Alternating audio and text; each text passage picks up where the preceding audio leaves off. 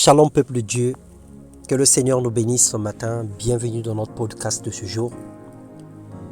Nous élevons le nom du Seigneur tous les matins. Nous élevons le nom de Dieu chaque jour. Parce que c'est lui qui permet ces moments, c'est lui qui nous accorde les capacités de venir chaque matin dans sa présence pour parler de sa part. Alors Seigneur, reçois notre adoration. Nous venons te louer pour ton amour.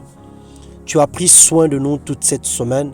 Tu as pris soin de nous toute cette nuit.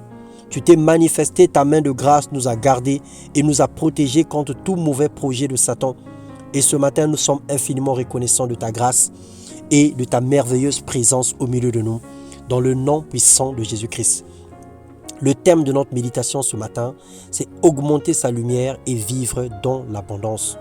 Et nous lisons dans Matthieu 5, le verset 23 au verset 24, la Bible déclare « Si donc tu présentes ton offrande vers l'autel, et que là tu te souviennes que ton frère a quelque chose contre toi, laisse ton offrande devant l'autel et va d'abord te réconcilier avec ton frère, puis viens présenter ton offrande. » Bien-aimé, c'est un principe irrévocable, c'est un principe spirituel auquel nous devons prendre attache dès ce matin.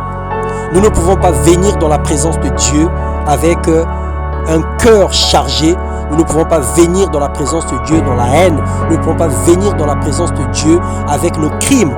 Nous ne pouvons pas venir dans la présence de Dieu avec nos mains souillées de sang. Avant que nous venions dans la présence de Dieu, si nous voulons vivre dans l'abondance parce que nous donnons à Dieu pour recevoir, si nous voulons vivre dans l'abondance, si nous voulons vivre la gloire de Dieu, nous devons nous dépouiller premièrement d'abord de tout ce qui ne le glorifie pas. Nous laissons d'abord notre offrande, nous arrangeons d'abord notre vie.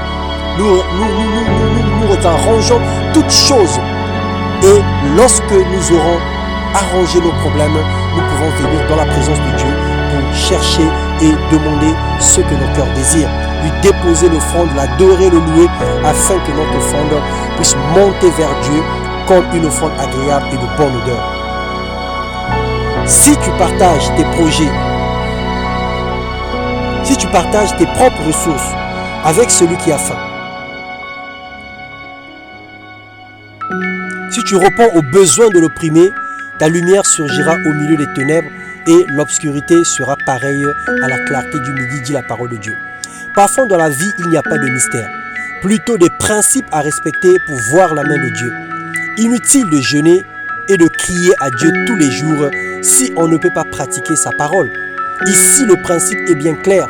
Lorsque tu partages ton repas avec celui qui a faim, lorsque tu es sensible aux besoins de l'opprimé, lorsque tu es sensible aux besoins du démuni, la Bible dit que ta lumière surgira au milieu des ténèbres et ton obscurité sera pareille à la clarté du midi. Le Seigneur nous fait savoir que lorsque nous avons un cœur pur, lorsque nous faisons le bien, lorsque nous approchons de lui avec un cœur sincère et que nous sommes sensibles aux besoins des autres, même s'il y avait des ténèbres dans notre vie, cela va s'illuminer. Nos œuvres vont éclairer. Les obstacles vont éclairer. Les manquements vont éclairer les faiblesses qui se trouvent devant nous. L'Éternel sera constamment ton guide. Il répondra à tes besoins dans les endroits arides et il redonnera des forces à tes membres. Tu seras pareil à un jardin bien arrosé, à une source dont l'eau n'arrête jamais de couler. Grâce à toi, on reconstruira sur l'ancienne ruine. Tu relèveras des fondements vieilles de plusieurs générations. On t'appellera réparateur de brèches, restaurateur des sentiers fréquentés. Si tu retiens ton pied pendant le sabbat pour ne pas faire ce qui te plaît durant mon saint jour, si tu considères le sabbat comme un plaisir, le jour saint de l'Éternel, comme digne d'être honoré, et si tu l'honores, en ne suivant pas tes voies habituelles, en ne cherchant pas à accomplir tes propres désirs et en ne parlant pas dans le vide, alors tu trouveras ton plaisir dans l'Éternel. Alors je te ferai monter sur les hauteurs du pays et je ferai jouir de l'héritage dont ton ancêtre Jacob. Oui, c'est l'Éternel qui l'affirme. Ésaïe 58, le verset 10 au verset 14. Le Seigneur nous fait savoir que notre conduite peut impacter notre avenir. Notre façon de marcher peut impacter nos bénédictions. Notre façon de comprendre Dieu, notre façon de voir Dieu, notre façon de servir Dieu peut impacter nos richesses.